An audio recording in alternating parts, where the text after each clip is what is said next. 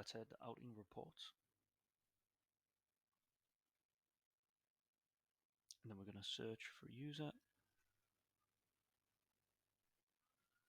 And then this drop down box will show any work types that we've entered, such as deer, squirrel, riding glade, and any other custom forestry activities.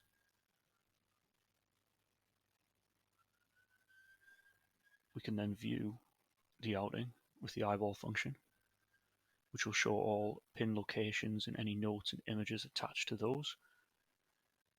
And then we can export this as a KMZ file and open it in any GIS software.